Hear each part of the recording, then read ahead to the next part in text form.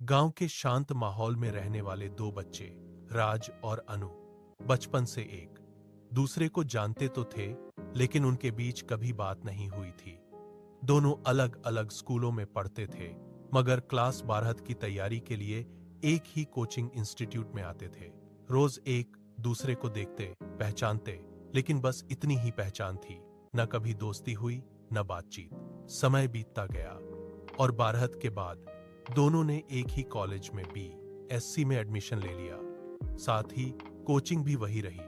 अब तो कई बार आमना सामना होता, लेकिन फिर भी दोनों के बीच कभी कोई बात नहीं हुई, बस एक खामोश पहचान थी। इसी दौरान राज ने SSB का एग्जाम क्लियर कर लिया और उसकी नौकरी फौज में लग गई। BSc कंप्लीट करने के बाद वह ट्रेनिंग के लिए चला गया।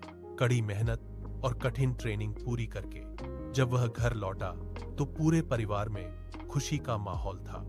राज की एक बहन थी जिसकी शादी के लिए उसके घर वाले अच्छे लड़के की तलाश कर रहे थे। तभी किसी रिश्तेदार ने अनु के भाई के बारे में बताया। सबको रिश्ता अच्छा लगा, इसीलिए राज और उसके पापा अनु के घर बात करने के लिए निकल पड़े। रास्ते में उन्हें एक लड़की दिखाई दी जो तेज धूप और गर्मी में साइकिल चलाते हुए अपने घर जा रही थी। राज ने बस एक नजर देखा और फिर आगे बढ़ गया। कुछ देर बाद जब वे लोग उस घर पहुंचे तो राज हैरान रह गया। वही लड़की उस घर के अंदर आई। उसे समझ आया कि रास्ते में जो लड़की साइकिल चला रही थी वही इस घर की बेटी है। घर में बातचीत चल रही थी। अनु की मम्मी ने मेहमानों को पानी दिया और फिर किचन में चाय बनाने चली गई। इतनी गर्मी में बाहर से आने के बावजूद वह लड़की भी तुरंत अपनी मम्मी की मदद करने किचन में चली गई। राज चुपचाप यह सब देख रहा था। उसे उस लड़की का अपनी मां के लिए प्यार, रिस्पेक्ट और केयर बहुत अच्छी लगी। उसी पल उसके मन में एक ख्याल आया, अगर कभी शादी करूंगा तो ऐसी ही लड़की से करूंगा।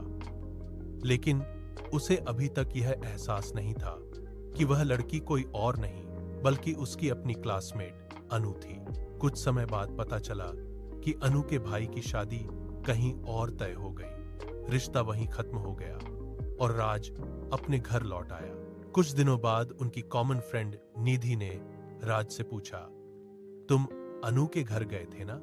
यह सुनकर राज चौंक गया।